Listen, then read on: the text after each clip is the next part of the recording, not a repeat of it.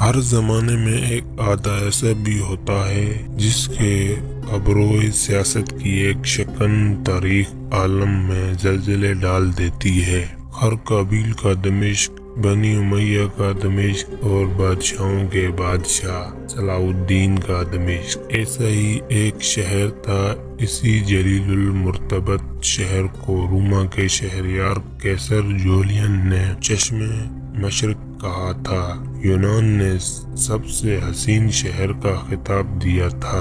عربوں نے عروس کائنات کی خلعت پہنائی تھی اور اسی کے سر پر باغ عالم کا تاج رکھا تھا۔ اسی دمشق کی اندرونی شہر پناہ اس کے سامنے تھی، جس میں سیاہ اور زرد رنگ کے مدور مکعب اور مسلط پتھر اس طرح چڑھے ہوئے تھے جیسے کالے مخمل پر پخراج ٹانگ دیے گئے ہوں، اور اس کا خچر باب الفتح سے داخل ہونے والے ہجوم میں بہہ گیا۔ وہ لگام کھینچے سانس روکے آدمیوں کے اس سمندر تنقیق کی طرح لرز رہا تھا، جس کی موج موج میں دنیا کے ہر رنگ، ہر قوم اور ہر مذہب کے ماننے والے موجود تھے۔ ان میں تاجر تھے جو روح زمین کی نعمتوں کو دمشق کا بازار دکھلانے لائے تھے، طالب علم تھے مدرس ایوبی کی جید علموں کے سامنے زانوائے آداب طے کرنے آئے تھے، سپاہی تھے جو فاتحوں کے فاتح سے اپنی تلواروں کی جوہر کی داد لینے آئے تھے، سفیر تھے جو ملکوں کے بادشاہوں کا ناظرانہ عقیدت لائے تھے، اور سیاح تھے جو اپنے عہد کی تاریخ کے سب سے بڑے مرکز کو سلام کرنے آئے تھے۔ اب بنی امیہ کی عظیم الشان مسجد کا روبکار سامنے تھا۔ وہ اس کا جاہد جلال دیکھتا ہوا اس کی پشت کے بازار میں آ گیا اور ایک چیختے چلاتے امام کے سامنے اپنا خچر روک لیا۔ ایک غلام نے لپک کر اس کے ہاتھ سے لگام جھپٹ لی اور وہ سرخ پتھر کے منقوش چبوترے کے قالین پر پھیلے ہوئے مالک امام کے سامنے کھڑا ہو گیا کہ شاید وہ اسے 42 برس بعد پہچان لے، لیکن مالک کے سپٹ چہرے اور خالی آنکھوں کو دیکھ کر وہ اندر گھس گیا۔ نہایت ہو کر جب ذرا جی ٹھکانے ہوا تو اس نے چاہا کہ اس کم وقت فضیل سے دور دیا کرے اور 42 برس قبل کے ان واقعات کو زندہ کرے جو ہزاروں من یادوں کے نیچے دبے پڑے تھے، لیکن اپنی خفیہ سفارت کی نزاکت کا خیال کر کے باز رہا اور ناف تک پھیلی ہوئی آبنوس کی سلیب پر اپنا دانا ہاتھ رکھ کر سیڑھیاں اترا اور شہتوت کی چھاؤں میں بیٹھے نارگلی پیتے ہوئے غلام سے لگام لے کر خچر پر سوار ہو گیا۔ حد نگاہ تک سب مخمل حسن جاب کے ہزار اتان کھلے پڑے تھے، ان پر جگہ جگہ رنگین پھولوں کے اصفہانی قالین بچھے تھے۔ ان پر چلنے کی لذت کا احساس خچر کے علاوہ اس کو بھی ہو رہا تھا۔ کھجوروں کے فلک بوس درختوں کے جھنڈے نکلتے ہی قیصر سلطانی کا روکار نظر آیا، جس کے سب سے بلند محراب کے کلش پر وہ زرد پرچم لہرا رہا تھا، جس کے سائے نے مشرق و مغرب بڑے بڑے مغرور شہنشاہوں کو سر نگو دیکھا تھا۔ وہ ایک جھٹکے کے ساتھ سواری سے پھاٹ پڑا۔ 1000 ترک کمانوں کا ذاتی محافظ رسالہ، سنہرے ساز و یرغ سے آراستہ سفید عربی گھوڑوں پر سوار، سفید حریر کے کفتان اور زرد ترپوش پہنے طلائی کمر بندوں میں مرصع قبضوں کی حلالی تلواریں اور خنجر لگائے کندھوں پر زرد برقعے اٹھائے کھڑے تھے۔ دور دہانے بازوں کے سامنے سجے ہوئے کوتل گھوڑوں کا ہجوم تھا۔ دفعتاً ایک سوار گھوڑا اڑ کر اس کے سامنے آ گیا۔ اس نے سینے پر صلیب بنائی اور گربان سے مالک العدل کا پروانہ راہداری نکال کر سوار کے حوالے کر دیا۔ وہ اسے وہیں روک کر واپس ہو گیا۔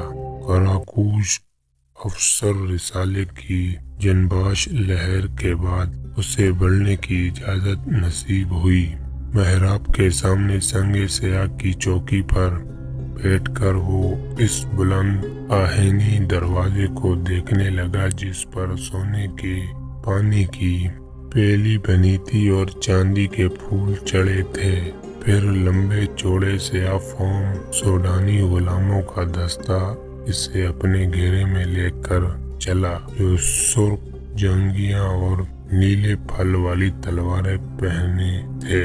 چوڑی روش پر سرخ پتھر چڑھے تھے جس کے دونوں طرف دمشق کے مشہور عالم گلابوں کی جڑیاں کھڑی تھی۔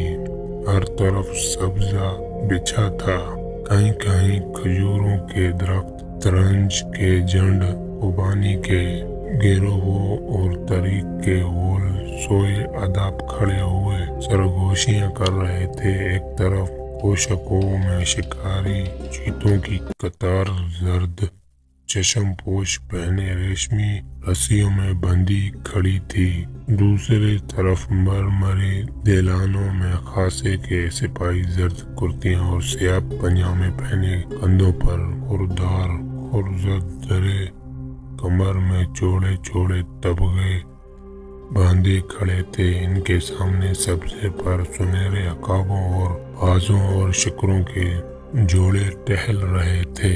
یکا یک ایک طرف سے سپاہی کی قطار طلوع ہوئی۔ اس نے غلاموں کو واپس کر دیا اور اسے اپنی تحویل میں لے لیا۔ ان کے زرد جبوں کی آستینوں، گربانوں اور دامنوں پر چاندی کی تاروں کا کام تھا۔ چینی اطلس کے زرد اماموں پر شتر مرغ کے پر لگے تھے۔ کمر میں بلشت بھر چوڑی سونے کی پٹیاں تھی اور موٹے موٹے سیاہ ہاتھوں میں چاندی کا وہ عصا پکڑے ہوئے تھے جن کے سروں پر سونے کے ہلال چڑھے تھے۔ سامنے نیزے کے برابر اونچا 80 گز لمبا اور 50 گز چوڑا سنگ سیاہ کا چمکیلا چبوترا تھا جس کے چاروں طرف خوشبودار پانی کی نہر کی گوٹ لگی تھی۔ چبوترے پر سنگ مرمر کا وسیع حوض تھا جس کے آشے پر چینی کنیزوں کی سبک ٹانگوں کی طرح زرد پتھر کے تراشے ہوئے ستون نصب تھے۔ ان پر سونے کی مہین قلمکاری جگمگا رہی تھی جیسے ٹانگوں پر روئیں چمک رہے ہوں۔ ان ستونوں پر قبہ رکھا ہوا تھا، گویا ہوا میں مالک ہوں۔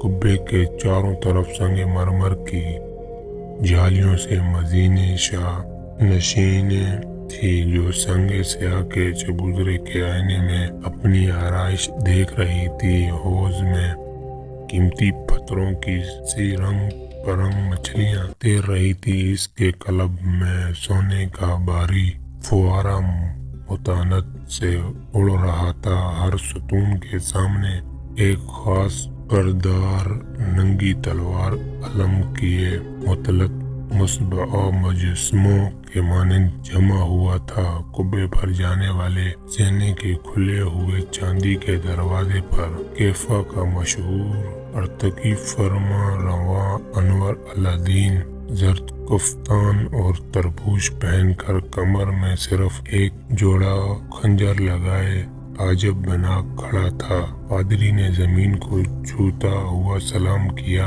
عجب بارگاہ نے آبروت کو جنبش دی۔